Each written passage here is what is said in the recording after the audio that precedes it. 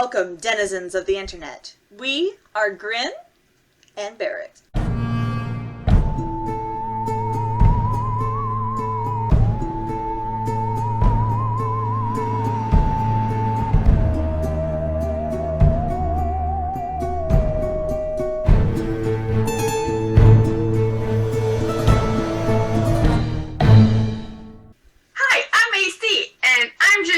What am I drinking? Lemonade and vodka in a cute little cup. Because, so if you're from Baton Rouge, the little flamingo means gay here. So there you go.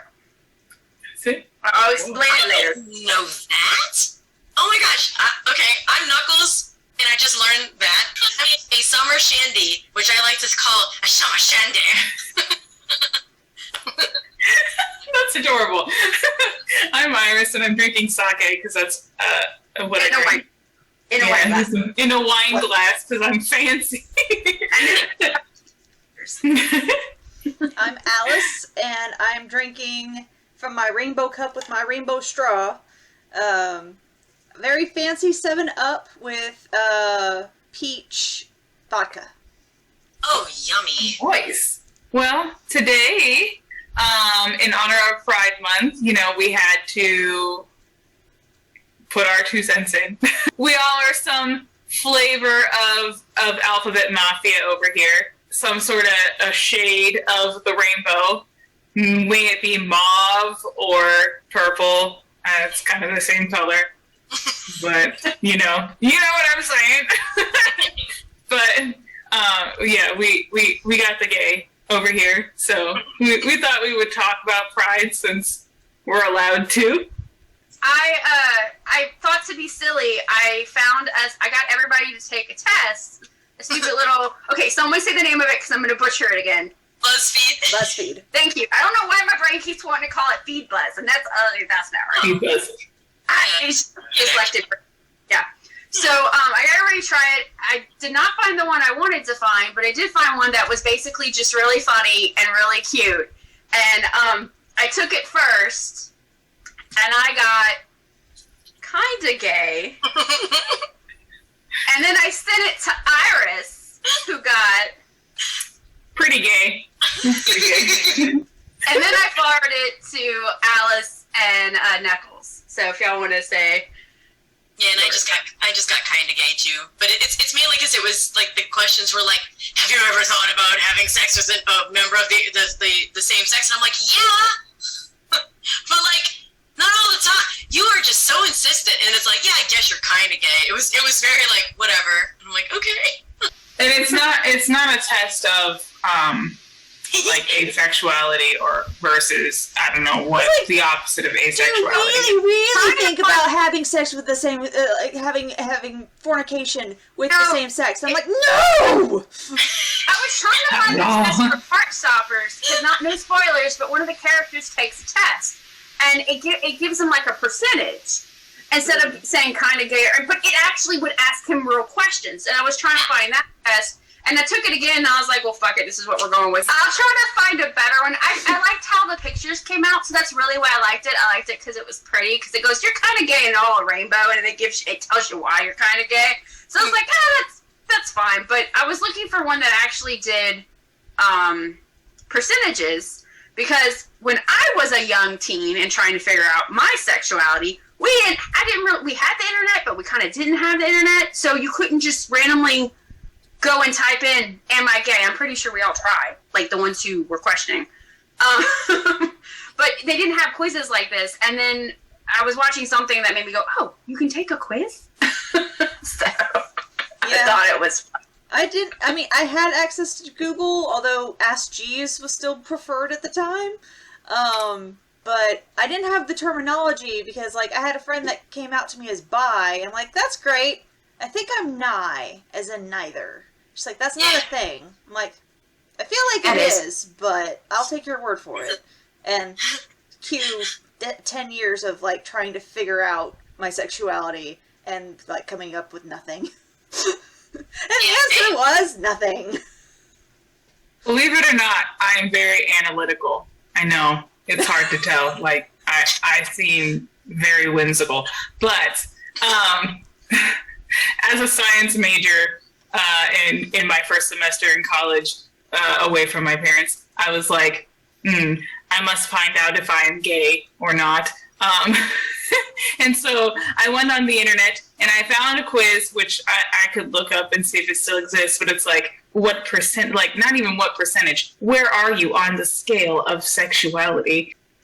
I mean, I'm pan, so gender isn't a big factor in what I'm attracted to, but I'm very attracted to femininity, if that makes any sense. Whatever your gender is, whatever's going on with any of that, however you identify, the more feminine you are, the more attractive I think you are. So it picked me up as very much like 85% lesbian on the scale. They're like, it's a spectrum and it can change, as we all know. Those of us who ride the bicycle. Am I valid? Do I even like women anymore? Oh, and then you're like, am I just a lesbian that's pretending? Is it the toxic masculinity? Is the patriarchy getting into my brain and telling me that I like men and I actually don't? When in doubt, blame the patriarchy, because it's probably the patriarchy's fault. Yeah, I mean, I forced myself to date a lot when I did. I'm much happier that I'm not dating. Yeah. No, I really like the idea for just throwing it back super quick. When you first, Iris, when you were like, as a scientist, and you're like, I had to figure it out. And the first thing that popped in my mind was you with like these big old goggles, like pouring vials in all the rainbow colors and trying to figure out if you were gay. I don't know. Don't ask me why. That's pretty much what it was, honestly. That's what happened.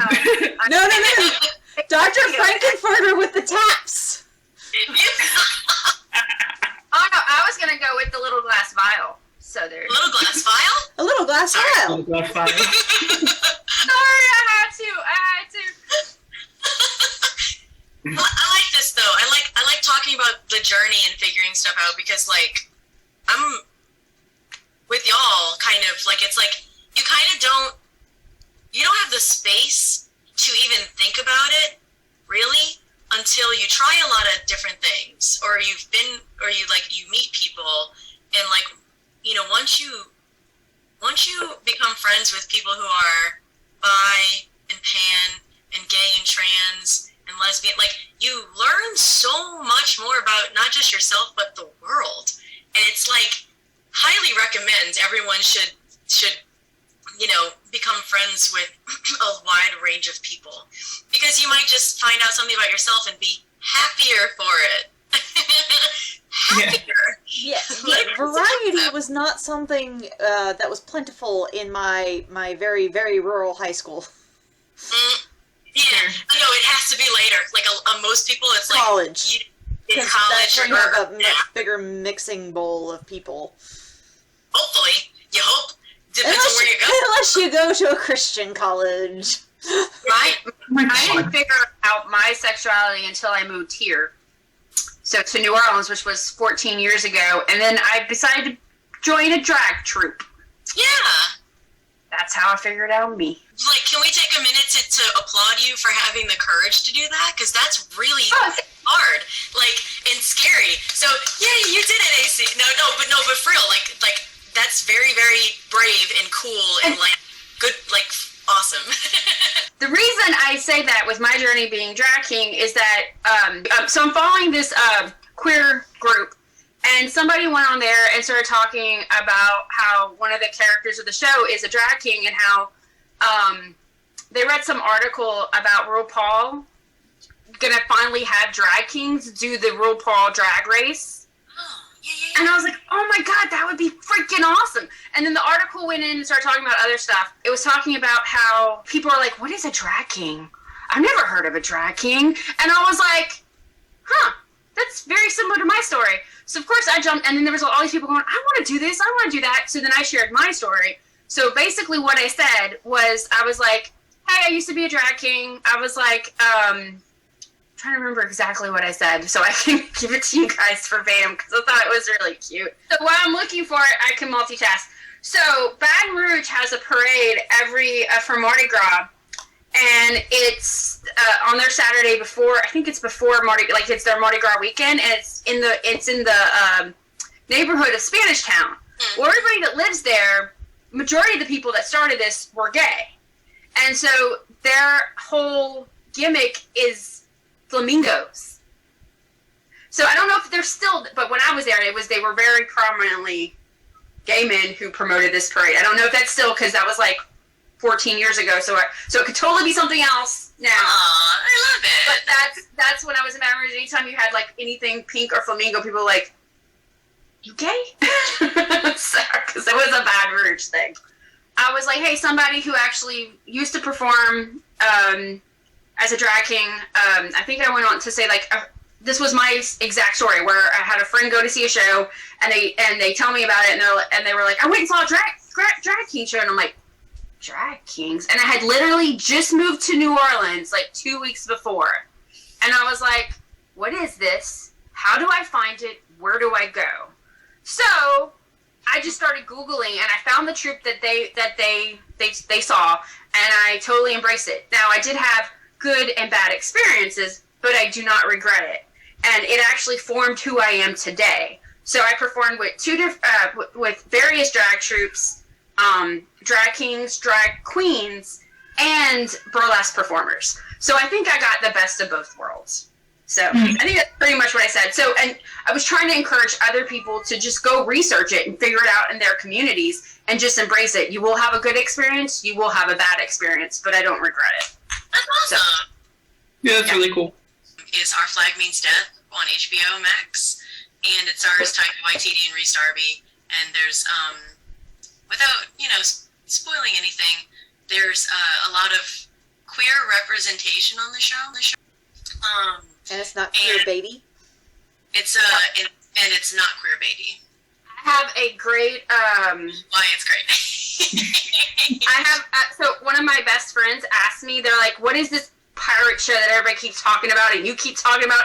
She's like, "Explain it to me. Give me the breakdown." I was like, "Okay, 1 second." I was like, hold my beer. You're like, oh, do you want to know about the gay pirate? So I was like, cute gay pirate show. Yes, I said cute. Okay, so this is not spoilers. Steed, not Steven, Steed Bonnet, rich English bloke, leaves his home to become a gentleman pirate. He gets a ragtag group of funny, lovable pirate misfits, and they embark on a journey of discovery. Their misadventures cause the dreaded Captain Blackbeard to take an interest. A new and exciting friendship happens between the two captains. Boom! I described the show. Perfect. Perfect. This isn't exactly a spoiler, but it's not queer baiting. That's one of the reasons why it's so popular, is because it actually isn't queer baiting. It's a really good story in 10 episodes, and it's shot really well. For a second season. Yeah, thank goodness. They announced that on Pride. So the only thing that I would add to that, and it's not important at all, but it's worth mentioning, is that Taika Waititi has a big beard and long hair, and he has a crop top, and he wears like leather, and he does work that leather pretty good.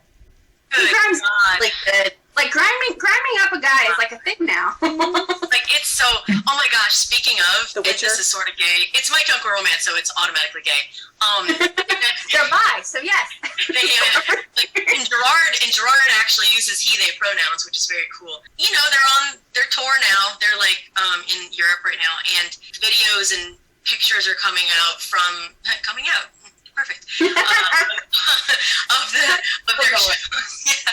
Of their shows, and there's one. Speaking of griming up, this is kind of like not related at all. I'm sorry, but griming up. There's a. I shared it on my Facebook today. Y'all might have seen it, and it's Gerard, and he's got like he's grimy, like he's just got like black/brown. It kind of looks like he's covered in oil. It works for him. He looks so. I should try to see them on tour, because I haven't seen them in concert since 2007. You should go. I mean, they're touring all over the place. There's definitely still tickets left. You should totally go see them. This is actually a really good transition for what I wanted to talk about for this episode, and because it involves music and gayness, and that is Taylor Swift. I know what you're thinking. Knuckles, Taylor Swift isn't gay. She's famously straight.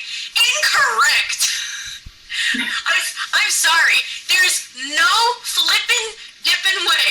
This woman is not at least bi.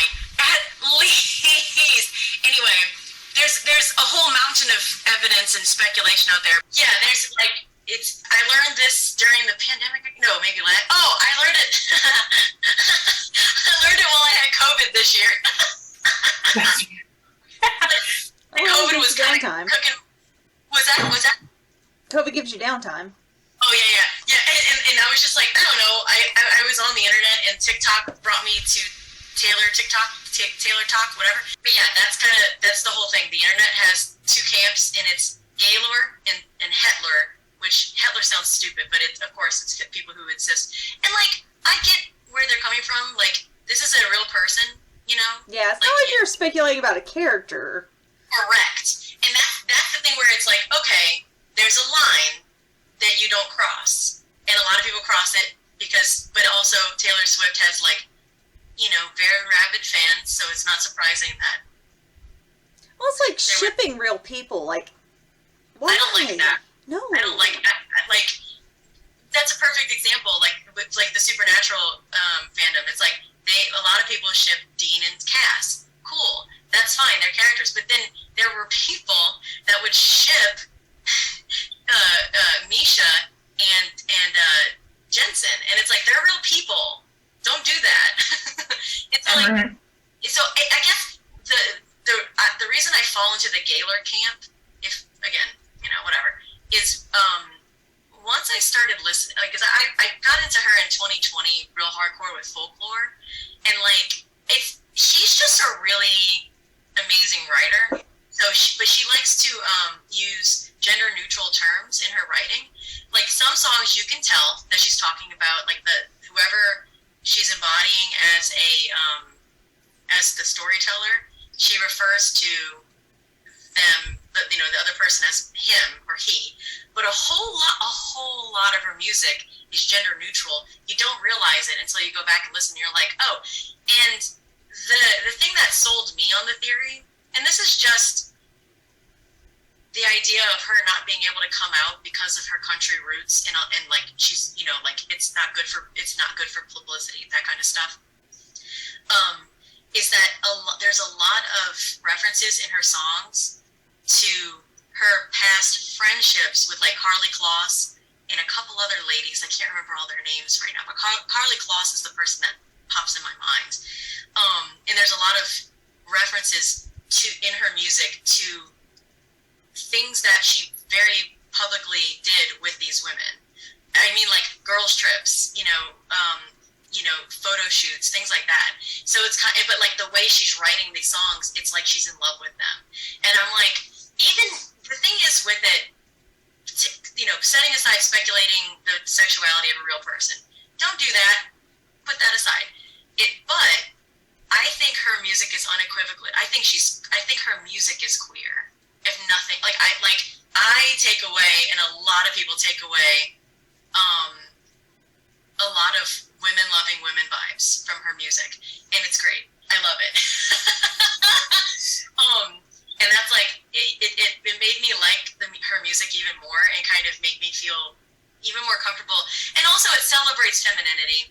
It's created with human gaze, and I really appreciate that. And I love every single time anyone tries to like say that she's not a good, you know, artist, or she's like not as good as everyone. It's like, no, you're just wrong. She's actually really she's very, very impressive for a young woman.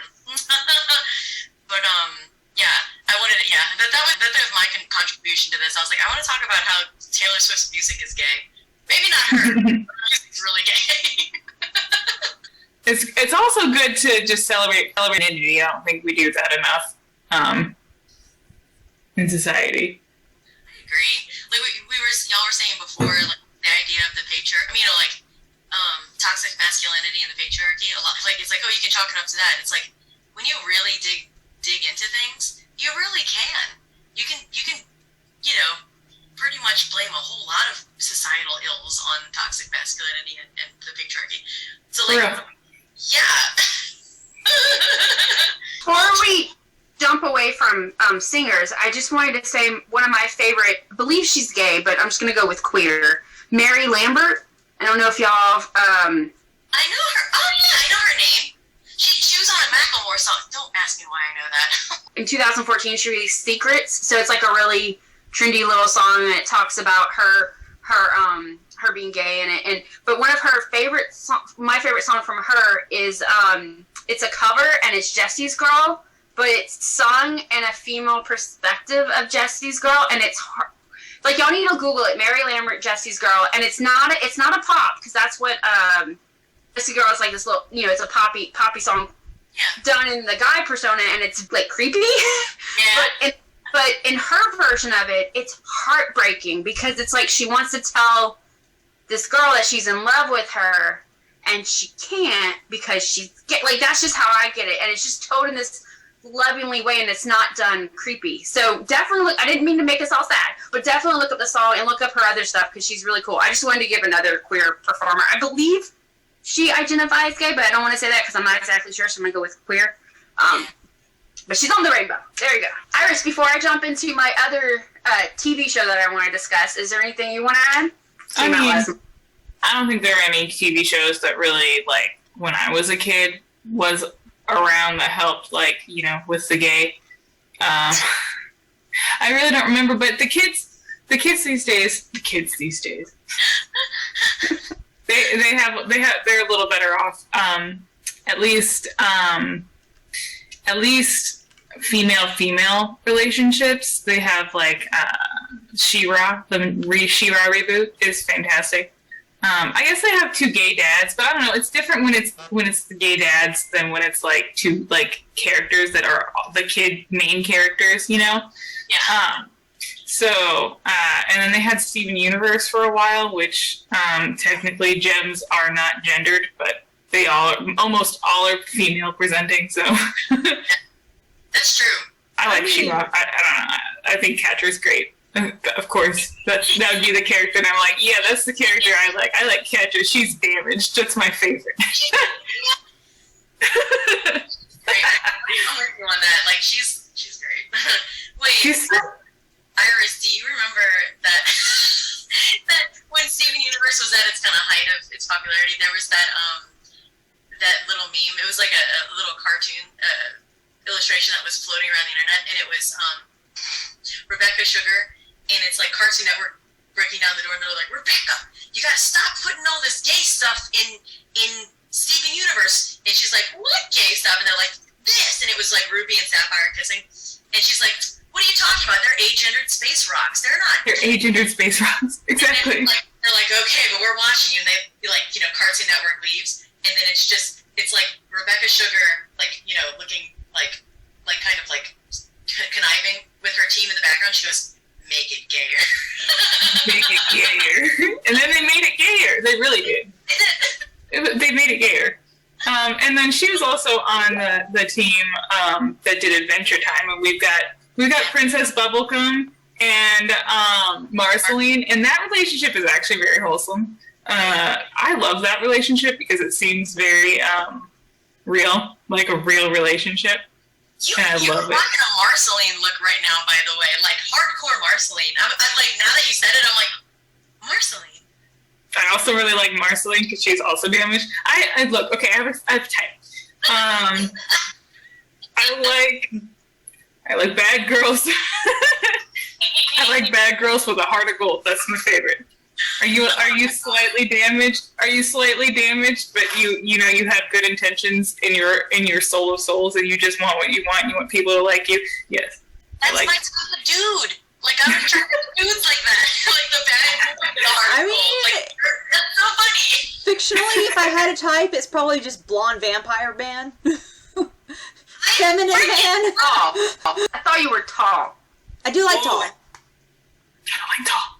I mean, I'm thinking like Alucard in Castlevania. Thank you. Like, Okay, I love Alucard is those hot. games. Although I only had Simon's Quest growing up, which Simon's Quest on the NES is, but Everyone in Castlevania is hot. That is true. Everyone in Castlevania is like really, really hot. I'm sitting there like the last season of it with the vampire ladies. I'm sitting here like, oh my god, why are they all so hot? Every single vampire lady, why are they all hot? I think one of the absolute first movie or media characters, or like movie or TV characters that I noticed who was a woman that I was like, I'm actually attracted to this person. Super freaking random. So it was Kate McKinnon's character, Jillian Holtzman, from the Lady Ghostbusters movie, like the Ghostbusters movie with all the ladies. Mm-hmm. Her character was so weird, and I loved her so. I was watching it going, I don't know what my type is when it comes to women, but it's that. Like that. That one. I like that. I mean, she was definitely my favorite character in that movie, so I don't fault you for that. Yeah, like she was funny and weird and like. Who was she?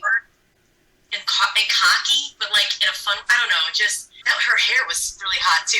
But she was my favorite. I just remember watching the movie going, I think I'm kind of getting. You remember the Willow thing? And I think I'm kind of getting. I was like, huh. And I mean, Kate McKinnon is wonderful, but like certain people just check that box. And like since then, there have been a few more characters where I'm like, oh, I like her. Like Carol Danvers. Like, I love Carol Danvers. I mean, I love Brie Larson, but, like, Carol Danvers specifically, I'm like, yeah. Like, all right. Darcy, or really just Kat Dennings. Kat Dennings is just, like, a freaking goddess. Have you seen this woman? Jesus Christ. Darcy's fan fiction could fill libraries. Like, she's just, like, a favorite kind of Mary Sue-ish kind of character. She has been shipped with everyone in the MCU. And outside of it. You guys, Huntress in Birds of Prey. Also, Huntress is bi aesthetic. You can't tell me that she's not the most bi-looking person you've ever seen in your life. You are 100% correct. I agree. Like, sign off on it. Yes, indeed. Check. Yes. Yes. Okay, I'm going to show my age with this. But, so the movie Rocketeer... Okay, I think this is when I realized that I like both people because I like the star of who is the guy that was the Rocketeer. Don't ask me his name. But the love interest is Jennifer Connelly. Oh, come on, man. And Jennifer Connelly. She's hot. Yeah. She's married to the guy that plays Vision. I don't remember his name. See, I only remember hers. Yeah. I mean, there was somebody else I crush on, but it was her. Like, she was my first. Like, that was 91, so yeah, would have been like in middle school. Yeah. I mean, the vast majority of the characters I've had like character crushes on have had long, rather feminine hair and like more feminized features for men. Because like Lestat, Tommy from the Power Rangers. Oh yeah. He had. I mean, he cut it off eventually, but like the first few seasons, he had long hair. Look good. Look good on. I did like Hanson as a kid, and I'm just like, at first I thought they were girls. I'm like, oh, they're girls. And my sister's like, no, they're guys. I'm like, oh, they're hot. She's like, even better. Like, excellent. Excellent. Oh my gosh. So, That's good.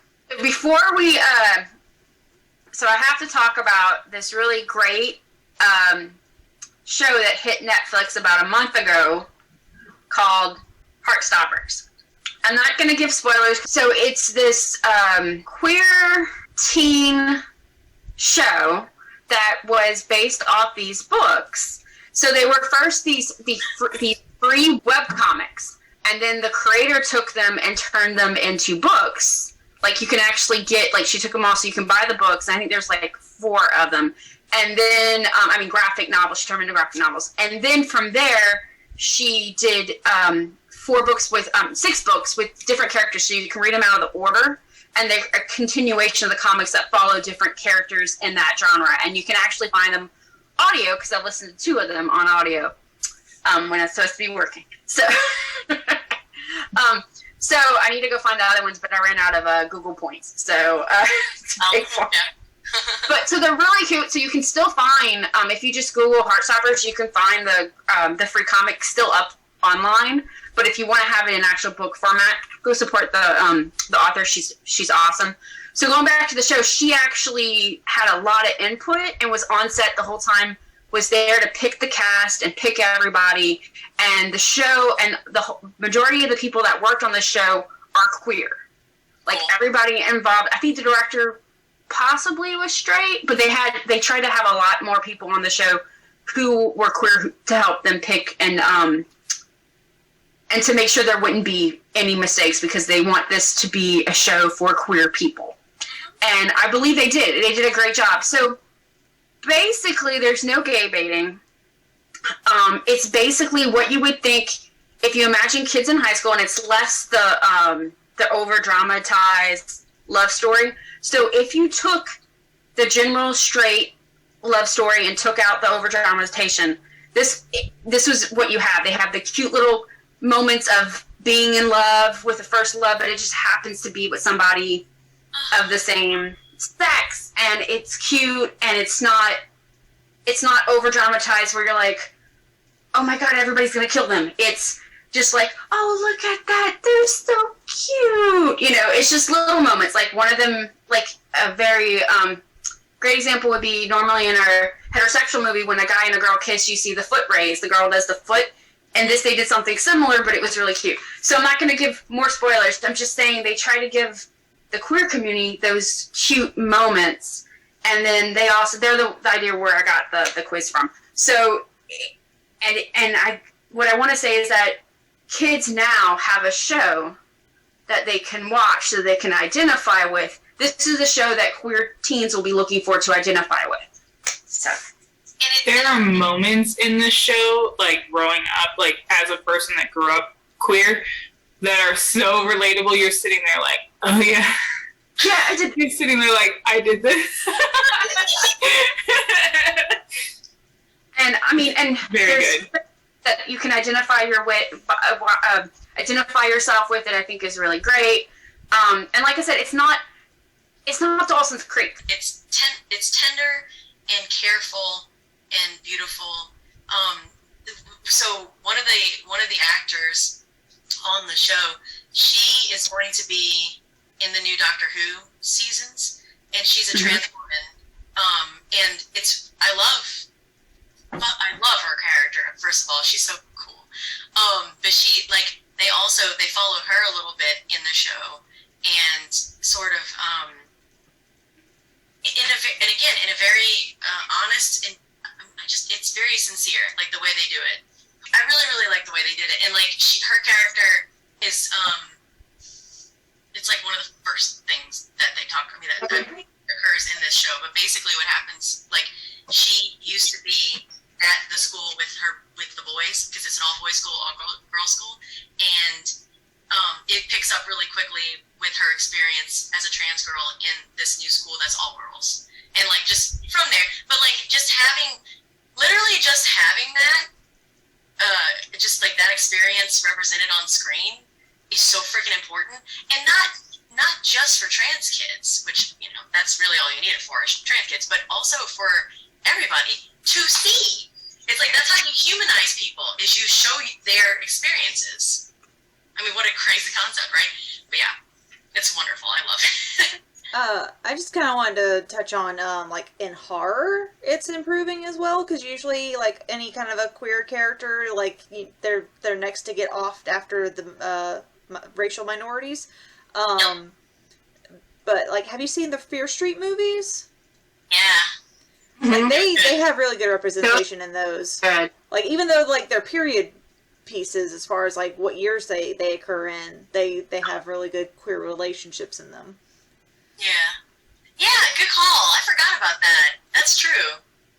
Oh, I just have to add that Heartstoppers has already been renewed for season 2 and 3. And they already have books and graphic novels. They already have everything pretty much written out. So, and there along that same, I agree with AC. Like, that, it's Heartstoppers. That's number one.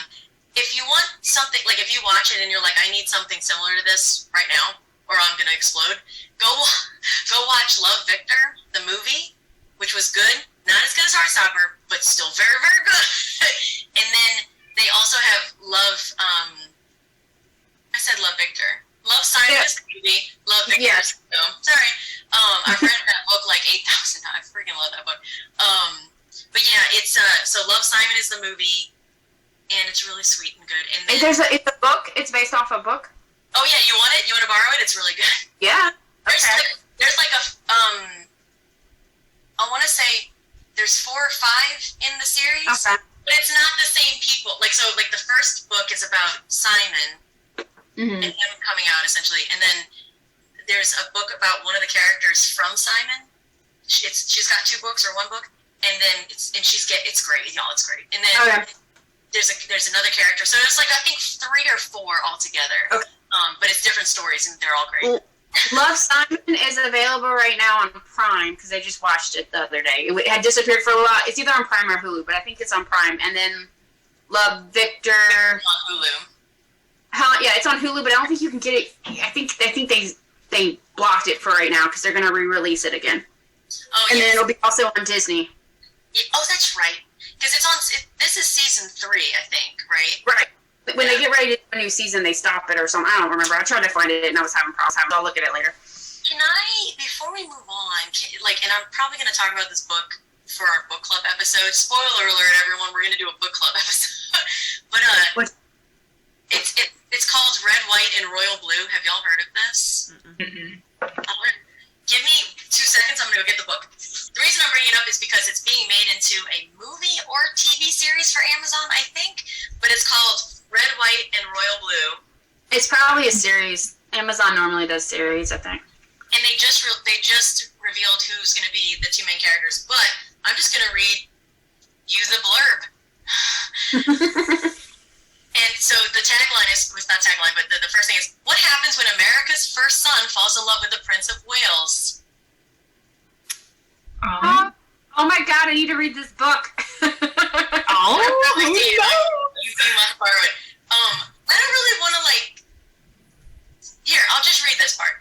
When his mother became president of the United States, already we have a woman president, fuck yeah. Alex Claremont Diaz was promptly cast as the American equivalent to a young royal. Handsome, charismatic genius, his image is pure millennial marketing gold for the White House. There's only one problem. Alex has a beef with an actual prince, Henry, across the pond, and when the tabloids get a hold of a photo involving an Alex-Henry altercation, U.S.-British relations take a turn for the worse.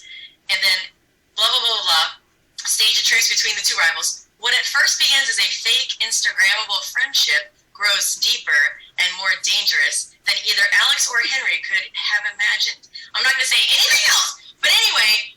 So I see how that's going. It's young adult, and it's so it's not like teen because it's like they're college age or a little bit older. But guess who was cast as the president in the show / TV series? Uma Thurman. I'm excited.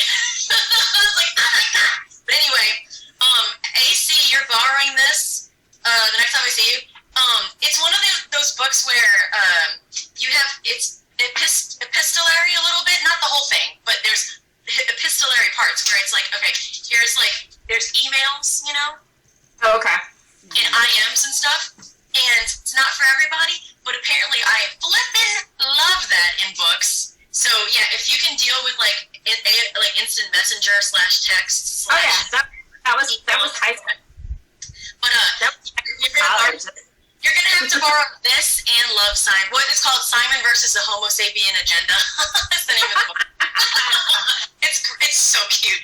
But you're getting those 2 books the next time I see you, so you can read it. But I highly recommend. It's so good. So, did we do the thing? I think we did the thing. Yeah. I feel thinged. So, I think we made this uncomfortable world a little bit more comfortable.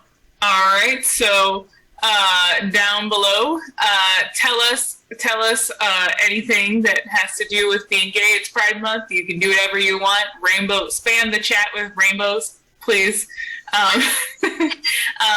Give us an email if you have any ideas for episode, anything you want us to talk about, or if you just want to talk to us. We are lonely, so We need friends. We could We use will some talk friends, so incessantly. please send us an email and we will reply to you. Also, we do have a Facebook page that we are active on. Please talk to us there. We would love to hear from you. We want to talk. And with that all being said, like if you did, share if you think you should, and subscribe if you want to live. The gays will get you. Just kidding. Thank you. Bye. The gays are coming. The gays are coming.